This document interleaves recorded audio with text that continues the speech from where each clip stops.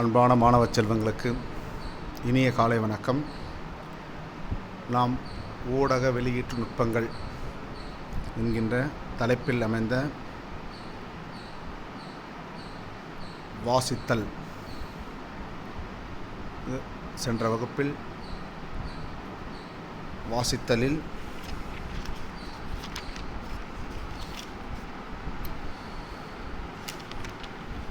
வானொலியில் வாசித்தல், அறிவித்தல் வாசித்தல் வேறுபாடு, செய்தி வாசித்தல், உரை என்னும் சொற்பொழிவு, சிறுகதை வாசித்தல் என்கின்ற பகுதிகளையெல்லாம் நாம் பார்த்தோம். அதனுடைய தொடர்ச்சியாக கவிதை வாசித்தல், வானொலியில் கவிதை வாசித்தல் குறித்த செய்திகளை இன்றைய வகுப்பில் நாம் பார்ப்போம். கவிதை பெரும்பாலும் கவிதையை புத்தகங்கள் அல்லது கவிதைகளை நாம் வாசிப்போம்.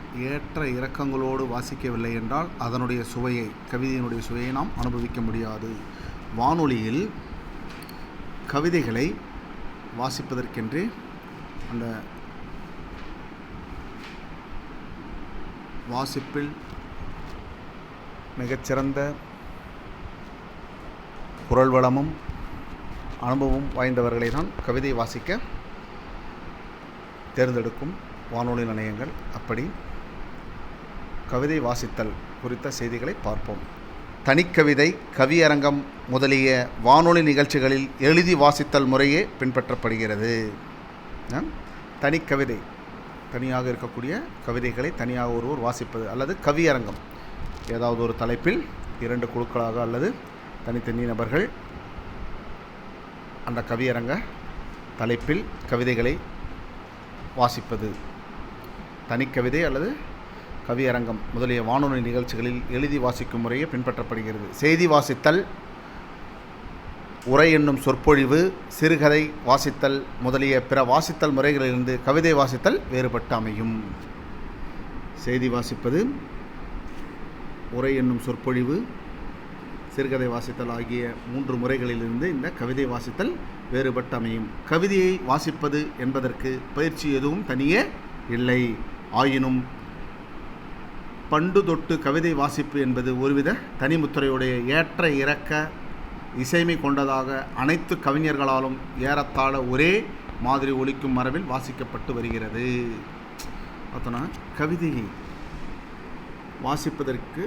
வாசிப்பது என்பதற்கு தனியாக ஒரு முறை இல்லை. ஆனாலும் காலமாக கவிதை வாசிப்பு என்பது ஒருவித தனி முத்திரையுடைய ஏற்ற இறக்கத்துடன் கவிதையை சாதாரணமாக நாம் படிப்பதைப் போல், வாசிப்பதைப் போல், செய்தி வாசிப்பதைப் போலவோ அல்லது உரை என்னும் சொற்பொழிவு போலவோ சிறுகதை வாசிப்பதைப் போலவோ வாசித்தால் அதனுடைய சுவையை, கவிதையினுடைய சுவையை நாம் உணர முடியாது. ஆதலால் அந்த கவிதை வாசிப்பதை ஒரு ஏற்ற இறக்கத்துடன்,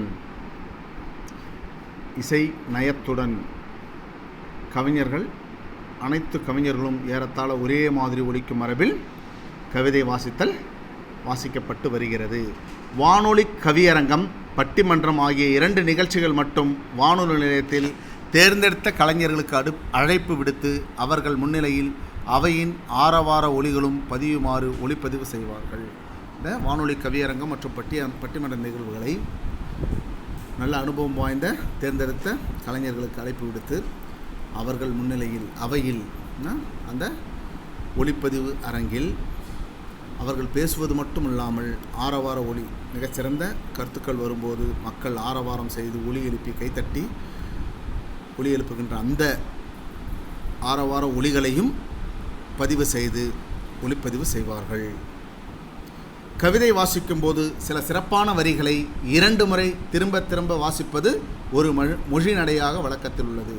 கவிதை வாசிக்கும்போது அந்த கவிதையின் மிகச்சிறந்த வரிகள், மிகச்சிறந்த கருத்துக்களை 2 முறை திரும்ப திரும்ப வாசிப்பது ஒரு மொழி நடையாக கவிதை வாசிப்பில் வழக்கத்தில் உள்ளது. சிலேடை போன்ற தொடர்கள் வரும் இடங்களில் 2 பொருள் வருமாறு 2 வேறு வகையில் அத்தொடரை உடைத்தும் அழுத்தியும் வாசித்தல் அவையின் பாராட்டை பெறும். அதனால் சிலேடைன்னு சொல்லுவோம். 2 பொருள் வருமாறு வருகின்ற அந்த சிலேடை தொடர்களை ஒவ்வொரு முறை அந்த 2 முறைகளில் வேறு வேறு வகையில் அத்தொடரை உச்சரித்து அதனுடைய பொருளை அவைக்கு தெரிவித்து அவையின் பாராட்டை பெறுவது என்பது கவிதை வாசிக்கக்கூடிய மிகச்சிறந்த ஒரு உத்தியாக போற்றப்படுகிறது. திருச்சி வானொலியில் ஒரு பொங்கல் விழா கவியரங்கில் பொங்கல் நாளில் மாவிலை தோரணம் கட்டுவது ஏன் தெரியுமா என்ற கேள்வியை எழுப்பி அதன் காரணத்தை விளக்குவதாக ஒரு கவிஞர் இப்படி பாடினார். திருச்சி வானொலி நிலையம் பொங்கல் விழாவிற்காக கவியரங்கம், சிறப்பு கவியரங்கம் நடத்தி பொங்கல் நாளில் மாவிலை தோரணம் கட்டுவது ஏன் தெரியுமா. பொங்கல்னாலே மாவிலை தோரணம், அதே போல் ஒரு சில பொருட்களை எல்லாம் வாசலில் சேர்த்து கட்டுவாங்க, தோரணமாக கட்டுவாங்க இல்லையா. அதையே மாவிலை தோரணம் கட்டணும் அப்படிங்கிற கேள்வி எழுப்பி அதன் காரணத்தை விளக்குவதாக ஒரு கவிஞர் பாடிய அந்த கவிதையை இங்கு பதிவு செய்திருக்கிறார்.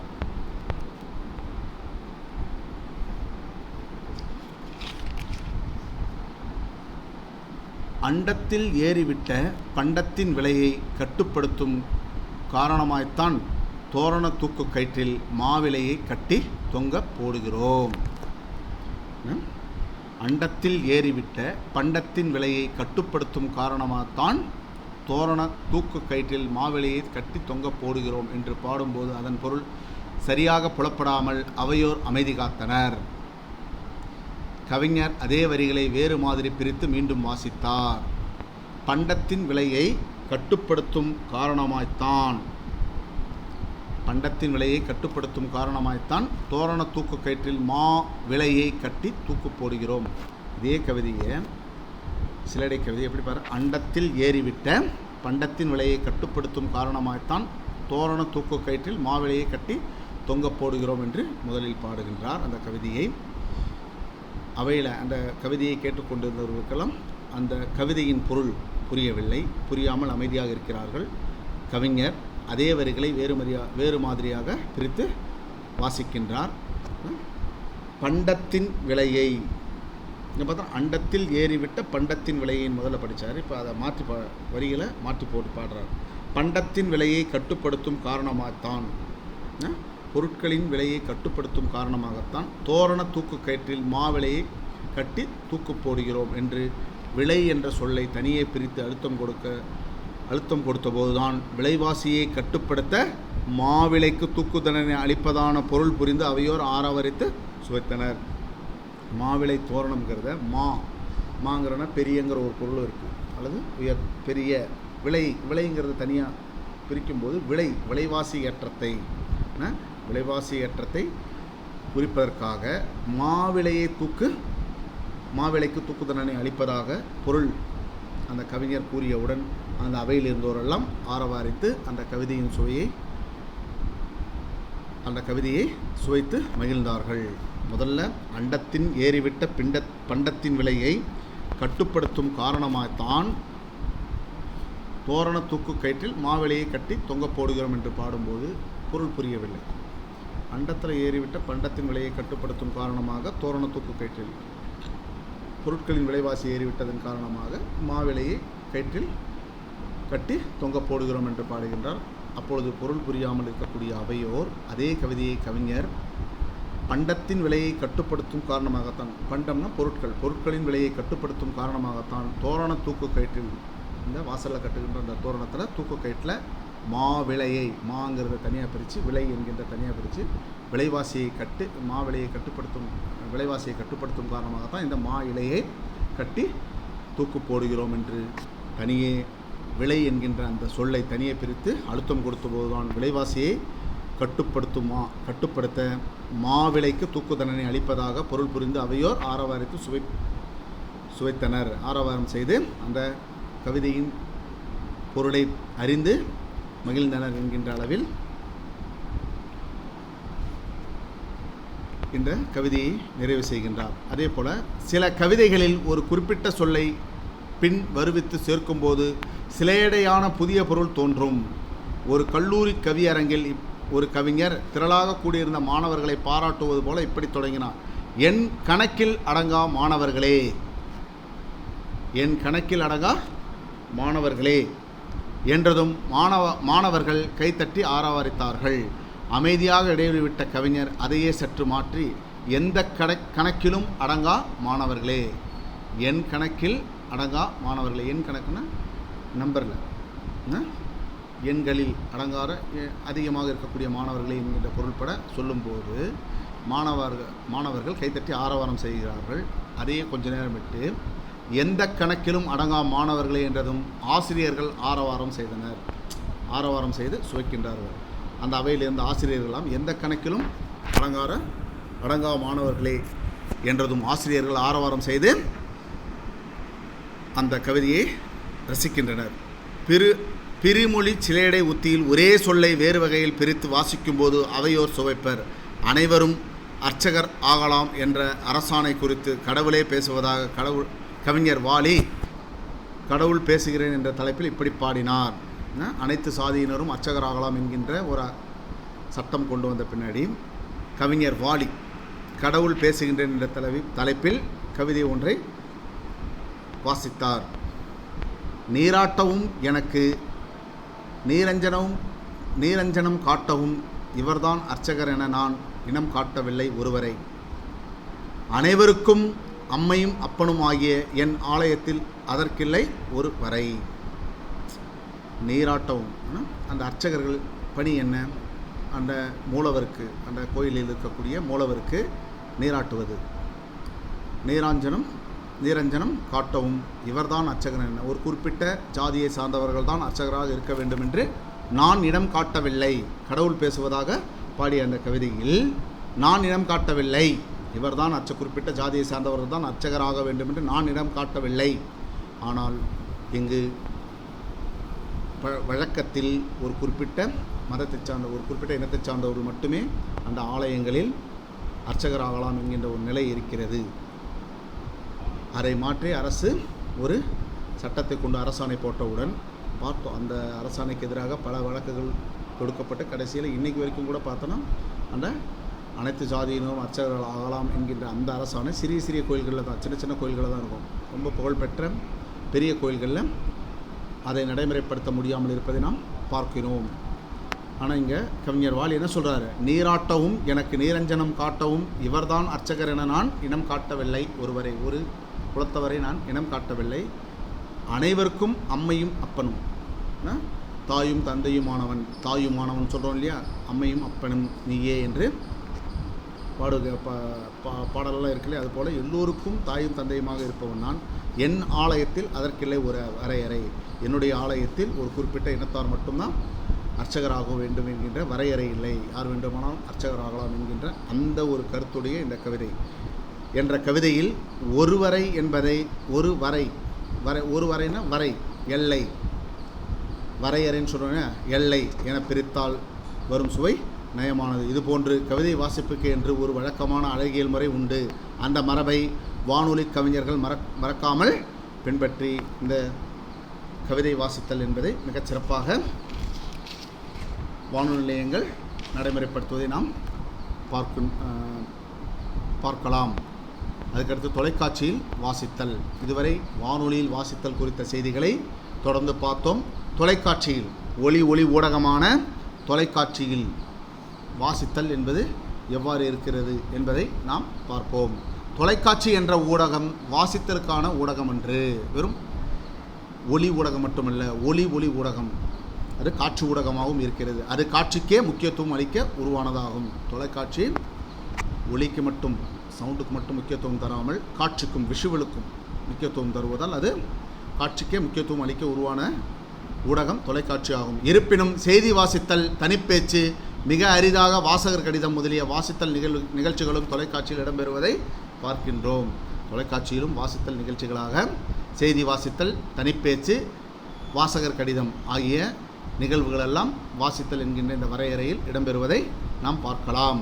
இந்நிகழ்ச்சிகள் அப்படியே காட்சி வடிவில் காட்டப்படுவதால் வானொலி நிகழ்ச்சிகளில் தாளை பார்த்து வாசித்தல் என்ற நிலையிலிருந்து முற்றிலும் மாறுபட்டு அமைய வேண்டிய தேவைக்கு ஆளாகி வேறுபட்டு உள்ளன. அந்த சிறப்பான வளர்ச்சியை இப்பகுதி விளக்குகின்றது. செய்தி வாசித்தல்.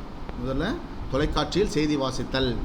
செய்தி வாசித்தலில் கோழி தண்ணீர் அருந்தும் ஸ்டைல் என்று கேலிக்குள்ளான பழைய முறை பற்றியும் இன்றைய நவீன தொழில்நுட்ப வளர்ச்சியின் பயனாக கண்டுபிடிக்கப்பட்ட புதிய கேமராவின் உதவியால் அச்சடித்த செய்திகளை பார்த்தவாறே அதே நேரத்தில் மக்களை பார்த்து செய்தி சொல்வது போன்ற பாவனையில் செய்தி வாசிக்கும் புதிய முறையை 3வது பிரிவில் இதற்கு முன்னாடி விளக்கியிருக்கின்றோம் என்று குறிப்பிடுகின்றார். தானே குறிப்பு காட்டும் கேமரா. செய்தி வாசிப்பவரை படம் பிடிக்கும் அதே நேரத்தில் அவருக்கு செய்தி வாசகத்தை வரி வரியாக காட்டும் வசதியுடையது இந்த கேமரா. தானே குறிப்பு காட்டும் கேமரா. செய்தி வாசித்தலில் தானே குறிப்பு காட்டும் கேமரா என்கின்ற இந்த நவீன முறை கேமராவை பயன்படுத்தும் போது செய்தி வாசிப்பவரை படம் பிடிக்கும் அதே நேரத்தில் அவருக்கு செய்தி வாசகத்தை வரி வரியாக காட்டும் வசதி உடையது இந்த கேமரா. இந்த கேமராவில் படம் பிடிக்கும் லென்ஸுக்கு அருகில் அதை மறைக்காதபடி இருக்குமாறு ஒரு மின்னணு திரை இருக்கும். அந்த திரையில் வாசிக்க வேண்டிய செய்தி வாசகங்கள் வரி வரியாக மெதுவான வேகத்தில் நகரும். நகர அதை பார்த்தவாறே செய்தி அறிவிப்பாளர் வாசிப்பார்.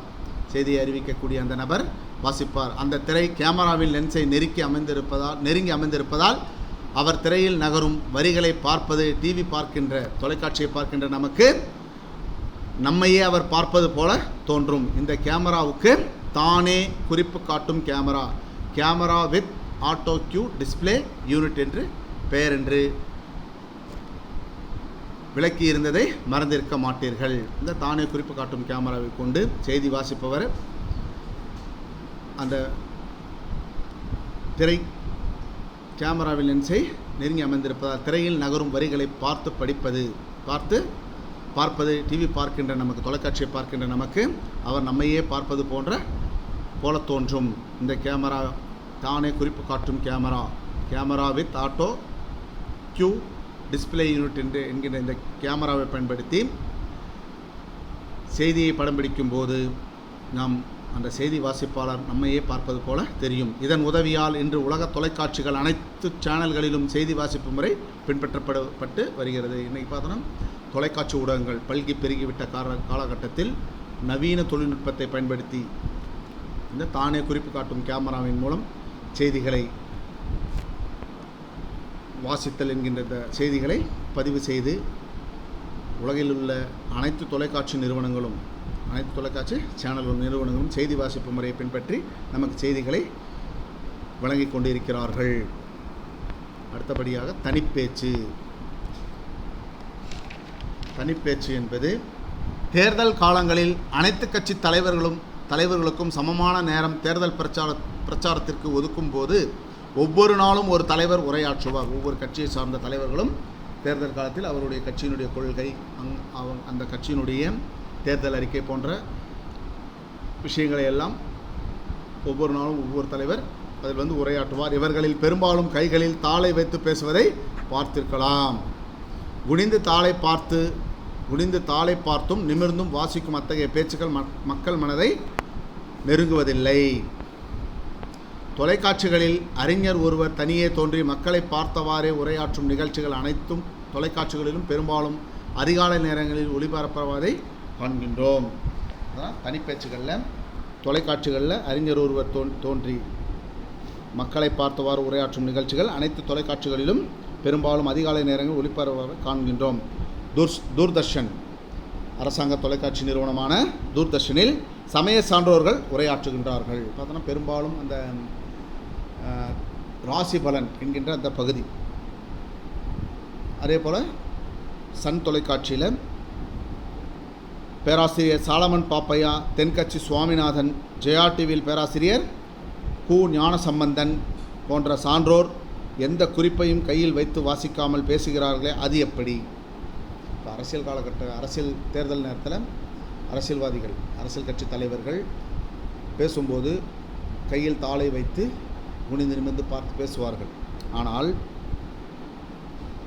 தொலைக்காட்சிகளில் மிகச்சிறந்த அறிஞர்களாக போற்றப்படுகின்ற பேராசிரியர் சாலமன் பாப்பையா, தென்கட்சி சுவாமிநாதன், கு ஞானசம்பந்தன் போன்ற சான்றோர்கள் எல்லாம் எந்த குறிப்பையும் கையில் வைத்து வாசிக்காமல் பேசுகிறார்களே, அது எப்படி? அதுவும் குறிப்பு காட்டும் கேமராவின் துணையில் பேசுகிறார்களா? இல்லை. அந்த நவீன கேமராவை செய்தி வாசிக்க மட்டுமே பயன்படுத்துகிறார்கள். இப்போ அந்த நவீன கேமரா செய்தி வாசிப்புக்கு மட்டும்தான் பயன்படுத்தப்படுகிறது. இது போன்ற மிகச்சிறந்த ஆளுமைகளாக தமிழ் மொழியில் போற்றப்படுகின்ற சான்றோர்களான சாலமன் பாப்பையா, தென்கட்சி சுவாமிநாதன், கு. ஞானசம்பந்தன் போன்றவர்களெல்லாம் எந்த குறிப்பும் கையில் வைத்துக்கொள்ளாமல் வாசிக்கிறார்களே எப்படி என்று பார்த்தால், இந்த அறிஞர்கள் தங்களின் பேச்சுக்களை பயிற்சியால் மேடையில் பேசுவது போன்றே கேமராவின் முன்னும் திக்காமல் திணறாமல் பேசுகின்றனர். இப்போ சாலமன் பாப்பையா, தென்கட்சி சுவாமிநாதன், கு. ஞானசம்பந்தன் போன்ற சான்றோர்களெல்லாம் மேடைகளில் பல ஆண்டுகளாக மேடை பேச்சில் சிறந்த வல்லுநர்களாக போற்றப்படுகிறார்கள். அவர்கள் தங்களுடைய மேடை கலை பேச்சின் பயிற்சியால் மேடையில் பேசுவது போன்று கேமராவின் முன்னும் திக்காமல் திணறாமல் பேசுகின்றார்கள். எப்போதாவது சொல் தடுமாறும் நிலை வந்தால் அதை மாற்றி மறுபதிவு செய்வார்கள். ஏதாவது சொல் தடுமாற்றம் வந்துவிட்டால் மறுபதிவு செய்வார்கள். பெரும்பாலும் அவர்கள் மறுபதிவுக்கு ஆளாவதில்லை என்பதே அந்த தொலைக்காட்சி நிலையங்கள் தரும் நற்சான்றிதழ். இப்போ மிகப்பெரிய சான்றோர்களாக, தமிழ் சான்றோர்களாக போற்றப்படுகின்ற சாலமன் பாப்பையா, தென்கட்சி சுவாமிநாதன், கு. ஞானசம்பந்தன் போன்ற அறிஞர்கள் எல்லாம் மறுபதிவுக்கு ஆளாவதில்லை என்பதே அந்த தொலைக்காட்சி நிறுவனங்கள் தரும் நற்சான்றிதழ். அது ஒரு கலைவல்லார் சிலரிக்க வாய்க்கும் இந்த திறன், இத்தகைய திறனாளிகளால் தொலைக்காட்சி உரை என்பது நிகழ்ச்சி மிகச்சிறப்பாக அமைந்து விடுகிறது. அதுக்கடுத்தபடியாக தொலைக்காட்சிகளில் நேயர்களினுடைய கடிதங்கள் பார்த்தோன்னா, அரசு தொலைக்காட்சி நிறுவனமான தூர்தர்ஷனில் எதிரொலி என்கின்ற ஒரு நிகழ்ச்சி வாரம் ஒரு முறை ஒளிபரப்பாகும். அந்த வாரத்தில் நிகழ்ந்த ஒளிபரப்பப்பட்ட அந்த நிகழ்ச்சிகளினுடைய நிறை குறைகளை நேயர்கள் கடிதம் வாயிலாக வெளிப்படுத்துவார்கள். அந்த கடிதத்தை ஒருவர் வாசித்து அந்த நேயர் பற்றிய குறிப்புகளையும் அவர் சொன்ன அந்த சிறப்பான செய்திகளையும் குறைகளையும் எல்லாம் நிறை குறைகளையெல்லாம் பட்டியலிட்டு சொல்வார். அதுதான் நேயர் கடிதங்கள். எதிரொலி என்பது போன்ற தலைப்புகளில் தொலைக்காட்சி நேயர்கள் நிலையங்களுக்கு எழுதும் கடிதங்களை வாசித்தும் அதற்கு நிலைய இயக்குனர் விளக்கம் அளிப்பது போலவும் நிகழ்ச்சிகள் இடம்பெறுவதை காணலாம். ஆணும் பெண்ணுமாக இருவர் தோன்றி ஒருவர் கடிதத்தை வாசிக்க மற்றவர் அது பற்றிய கருத்தை கூறுவது போல் இந்நிகழ்ச்சி அமையும். நேயர்களுடைய கடிதத்தை ஒருவர் வாசிக்க அதற்கு மறுமொழி கூறுவதாக, பதில் கூறுவதாக மற்றொருவர் பதில் கூறுவது போல இந்த நேயர்களுடைய கடிதம் என்கின்ற இந்த நிகழ்ச்சி நிகழ்வதை நாம் பார்க்க முடிகிறது. பார்த்து வாசிக்கிற போதே நம்பகத்தன்மை ஏற்படும் என்பதால் இது தவிர்க்க முடியாதது ஆகும். ஒரு தனியார் தொலைக்காட்சியில் காமெடி டைம் என்னும் நிகழ்ச்சியில் இருவர் திரையில் தோன்றி நேயர்கள் அனுப்பிய செய்திகள், படங்கள் பற்றி நகைச்சுவையுடன் உரையாடுவதும் இடையே அந்த நேயரை தொலைபேசியில் அழைத்து உரையாடுவதுமாக அந்த நிகழ்ச்சி கடிதம் வாசித்தல் முறையிலேயே நேரடி ஒளிபரப்பையும் கலந்த ஒரு புதிய முயற்சி எனலாம். நாளைய வளர்ச்சியில் இன்னும் பல புதுமைகளை தொலைக்காட்சி நிலையங்கள் உருவாக்கும் என்றும் நம்மளை பார்த்தோன்னா, இப்போ அந்த காமெடி டைப் நிகழ்ச்சியில் நம்ம அனுப்பக்கூடிய கடிதத்தை நம்முடைய தொலைபேசி எண்ணையும் அதில் குறிப்பிட்டிருப்போம், அலைபேசி எண்ணையும் குறிப்பிட்டிருப்போம். அவங்க என்ன பண்ணுவாங்க, நேரடியாக அந்த கடிதத்தில் இருக்கக்கூடிய செய்தியை படித்து முடித்த உடனே அவர்கள் அந்த நேரலை நிகழ்ச்சியில் அந்த வாசகருக்கு தொலைபேசி எண்ணில் அழைத்து உரையாடுவார்கள். நேரடி ஒளிபரப்பு செய்கின்ற இந்த புது முயற்சி என்று இது எழுதப்பட்ட இந்த கட்டுரை எழுதப்பட்ட காலகட்டத்தில். ஆனால் இப்போ நம்ம எதிரொலி என்பது தான் பழைய நிகழ்ச்சி ஆகிடுச்சு. இப்போ நம்ம நேரடியாக இப்போ புலனம், வாட்ஸ்அப், சமூக ஊடகங்கள் எல்லாம் நம்முடைய கருத்துக்களை நாமே பதிவு செய்து தொலைக்காட்சியில் நேரடியாக வருவது போல ஒரு வளர்ச்சி நிலையெல்லாம் இன்றைக்கு அடைந்திருப்பதை நாம் பார்க்கின்றோம். இதுவரை நாம் இந்த வாசித்தல் என்கின்ற இந்த பகுதியில் வந்த செய்திகளை எல்லாம் ஒருமுறை தொகுத்து பார்ப்போம். வானொலியின் வெளியீட்டு நுட்பங்களில் ஒன்று வாசித்தல் என்பதாகும். வாசித்தல் வேறு, அறிவித்தல் வேறு. அறிவித்தல் என்பது ஒருவர் ஒரு தகவலை நமக்கு தெரிவிப்பது. வாசித்தல் என்பது எழுதியுள்ள வாசகத்தை உரக்க படித்து தெரிவிப்பது. இரண்டுமே தெரிவிப்பது என்றாலும் இரண்டுக்கும் வெளிப்பாட்டு முறையில் நுட்பமான வேறுபாடு உண்டு. அதே போல் செய்தி வாசித்தல், உரை என்பது தனிப்பேச்சு, அதாவது சொற்பொழிவு. செய்தி வாசிப்பு வெளிப்பாட்டு முறையிலிருந்து இது வேறுபடும்.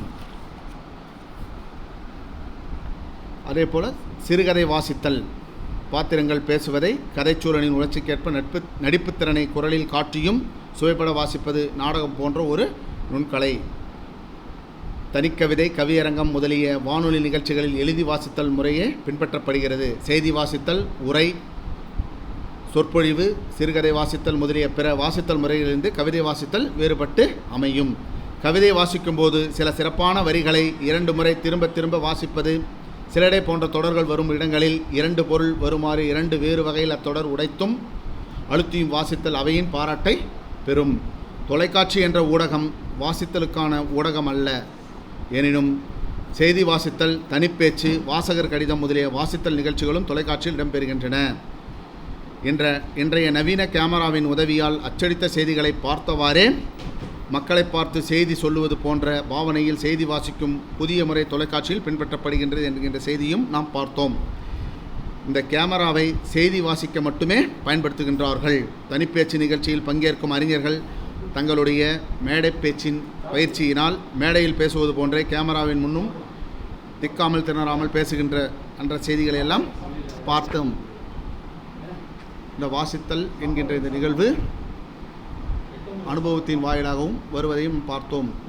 இதுவரை இத்துடன் என்னுடைய வகுப்பை நிறைவு செய்கின்றேன். மீண்டும் ஒருமுறை உங்களை சந்திக்கும் வரை நன்றி கூறி விடைபெறுகிறேன். நன்றி, வணக்கம்.